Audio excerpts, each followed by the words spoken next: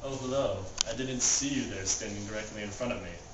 My name is David Goldfrancis. I'm a purveyor of history. But today, I'm a purveyor of a specific history.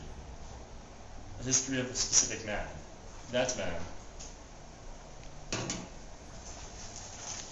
is Lev Bronstein, or as you probably know him, Leon Trotsky.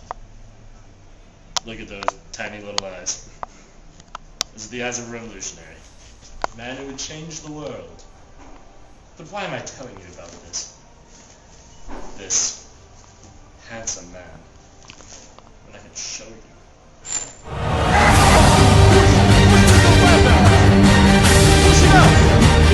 Why aren't you doing it? Do it! Push! What the hell? Oh, push up, boys. What the heck? Oh, it was cramped in there. Jesus. Oh. Freeze! Okay. Maybe I took it a little too far back. Oh, God.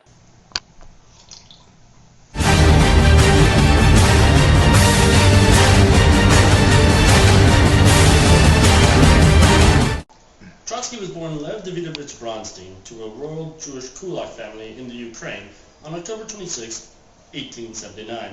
He received a good education and eventually attended university, where he became involved with revolutionary groups. He started writing for revolutionary newspapers, eventually getting arrested. He escaped, continued to write, and became known as the Pen. In London, he met Lenin, and in London occurred the Party Congress of 1903. In which there was a split between the Bolshevik camp of Lenin and the Mensheviks. He was nominally a Menshevik, but really wanted to unite the party. Following the 1905 revolution, he returned to Russia, joined the St. Petersburg Soviet, was arrested again, escaped again because apparently the Russian police were headed by Chief Wiggum, and left Russia. He continued writing. He started a newspaper called Pravda. He went to the Balkans and covered the Balkan Wars there, gaining some military experience actually. He eventually got kicked out of European countries and had to go to America. And this is where we start our story, in Brooklyn, 1917. To conclude, ladies and gentlemen, this war is only suiting the needs of the capitalist, imperialist swine. It has absolutely nothing to do with the needs of the common proletarian worker. Rather, it only keeps them exploited. We must all work to end this war and to bring communism to our nations, so that we can then build a lasting, free proletarian peace in this world. Yeah, screw capitalists, I hate those guys. I have the news. I finally got the telegrams from Russia. It's been 3 days. Look. There's been a revolution. Oh my God, the Tsar's abdicated? People are demonstrating in the streets? There's a provisional government. It's now the time. We must go back. We have to go. To Russia! Indeed. This is in fact a window. Yes, definitely. Oh, hello again. The scene. Russia. February 1917. A Tsar forced to abdicate. Provisional government set up. Everything changed. Well, fish. Anyway. Trotsky knew he had to return to Russia. So he did. After spending some time in a Canadian prison camp. I know it sounds like an oxymoron, but it happened, okay? Anyway, returns to Russia. Meets up with his old buddy, Lenin, in May 1917. Lenin! Whoa! Hey! Comrade Hello. Trotsky, how are you doing? Just on, bring it in. First off, let's walk. Come on. Alright, let's go. Let's go. First off, I have a bone to pick with you About what? about your little cadre of buddies. Are you talking about the Mensheviks again? Is that what this is Yeah, about? no. I mean, look, all right, they're jerks, but I mean, really allying themselves with the provisional government to continue the war effort? Come on. I know, and I'll tell you what. I've been on the fence about this issue for a long time, but I think this might be the final straw, because Russia simply cannot afford to continue this war effort. We need to focus on building a communist state. I agree. I completely agree. You, my friend, are our best orator. Well, you are. I mean, you must. What you should do is. I am Trotsky. Hold on. Okay. We're brainstorming here. Here's another thing. You tour around the empire, going place to place, giving speeches against the war, trying to turn the tide of public opinion. Yeah, we need to educate the public. They need to know just how much this war costs. Indubitably. Also, eventually, of course, we will have to overthrow the provisional government. Those guys can't stay in power. Like, that's just, yeah. But we can't just do an outright assault. I think what we need to do, for the insurrection, we need to make it seem like it's a defensive measure on our part to really win the hearts of the people and legitimacy as a ruling party. You are such a revolutionary. I love it. I love it. All right. Indubitably. Now, let us walk this way and talk about other things. Other things. And so Trotsky joined the Petrograd Soviet. However, after the July days, there was a crackdown. Lenin fled to Finland, and Trotsky was arrested. He was released in early September, rejoined the Soviet, and soon after, he formed the Military Revolutionary Committee, which would be instrumental in the October Revolution. You're aware that I'm now head of the Military Revolutionary Committee? Yes. We need to take your regiment soldiers, combined with sailors who are with our cause. We're going to need to take strategic points within the city, telegraph office. For what purpose? Well, we just want you to hang out there with your guns and be ready for when the revolution comes. And what you need you to do is hold the positions, don't attack them, just simply be there and prevent anyone else from taking the positions. Just defend them for the Bolshevik cause. So the revolution is upon us. More or less, yes. We're going to move tonight to take control of the state. Excellent. You and some of these sailors take the train station. We'll take the telegram office. Train station is secured. The telegram office is ours. 3 days, I haven't had any news. Comrade Trotsky. Hey, what's happening? Our forces have taken the city. The revolution is a success. We control Petrograd. Really? But We won? We won it all? Da. For Bolshevism. For Bolshevism, for the revolution. I think this calls for a victory cigar. Of course. Конечно. Comrade Trotsky! Comrade Trotsky! Comrade Trotsky, wake up! The poor man must be exhausted. After the revolution, Lenin returned from Finland. Comrade. Lenin! How's it going? Trotsky. Back from Finland, eh? Yes, it was cold and finished. Well, you're welcome here now, so... Yes, no. Lots of herring. So, we got it. We control it. It's all ours. What's the next step? What are you thinking?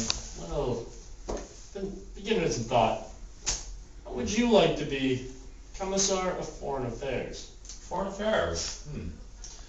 We could do that, I think. I've already had some ideas, actually. Do tell. Alright. No war, no peace. Brilliant, right? It's brilliant. Yes. Here's what I'm thinking. Oh. We don't want to go to war because we need to take the time to consolidate our rule right now. We need to cross the entire Russian Republic. Indeed. We need to also spread the message of Bolshevism. We need to regroup. We need to we need to re-solidify our power base, get our supplies and all that back. Yes. But we don't want to give in to the capitalists, and we don't want to concede on peace either. I want to take the time to just simply stall negotiations and just get my message across, and hopefully, who knows, maybe the proletarian brothers in Germany will seize the opportunity to revolt. The Deutsche Proletariat. I love it! It's brilliant, I know. It's brilliant. It's brilliant. It's brilliant. Aren't all your ideas, though? Yes, of course. No, yes. And Trotsky. Yes. No, you are Trotsky. That big, sexy communist brain of yours. I love it. Love it. I'll commence negotiations immediately. Go! I'm just gonna hang out here. You're gonna hang out? Yeah. Hey, don't take the office. No, I'm not putting my feet up. You're a big man now. Yeah, no, I do what I can. Yeah, I can wear my hat inside and everything. It's awesome. Love you, man. All right. Love you too.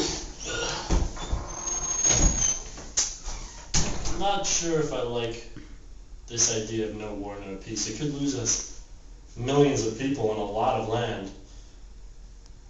But for Trotsky, for him to remain loyal and happy, it's worth it. And so, Trotsky went to Brest-Litovsk to negotiate with the Germans. After the negotiations at Brest-Litovsk, the Germans, confused and perplexed by the Russian stance of no war, yet no peace, continued to advance their troops throughout Russian territory.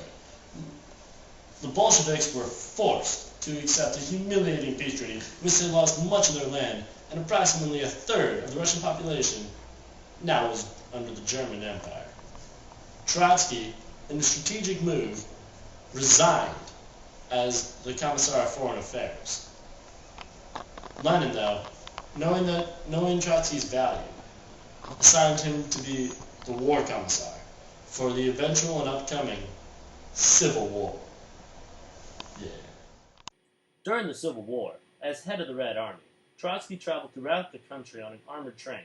From it, he delivered much-needed supplies to the troops and provided them with his enthusiastic leadership, boosting morale and giving the Red Army an edge over the Whites.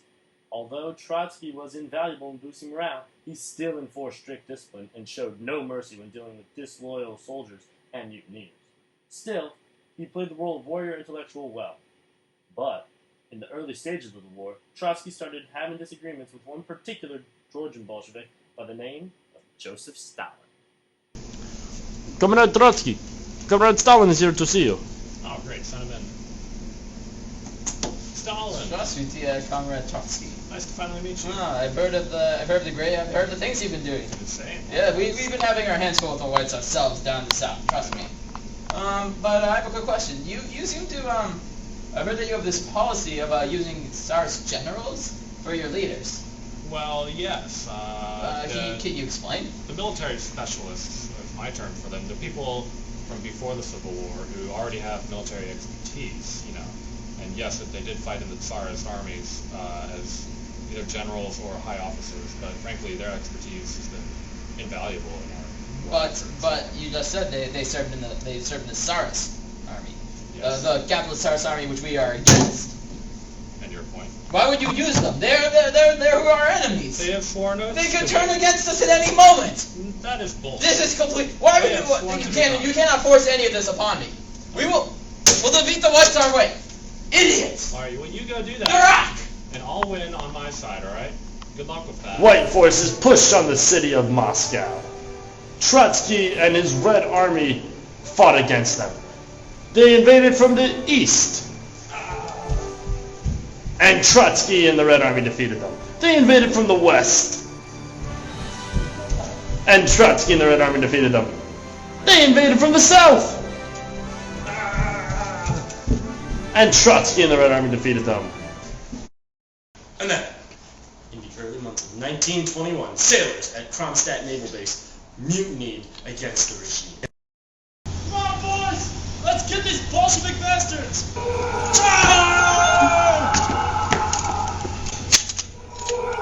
Comrade Trotsky, what should we do? The Kronstadt sailors are charging. Kill them. Kill all of them. This way. Bastard. Comrade Trotsky, I got the leader. I have some of the leaders. Why are they still alive? Just kill them all. Ready. Set. Fire. Boom. The brutal suppression of the Kronstadt Naval Base uprising showed how it would go in the new regime. There would be no dissent. It would be a one-party state, and that was that.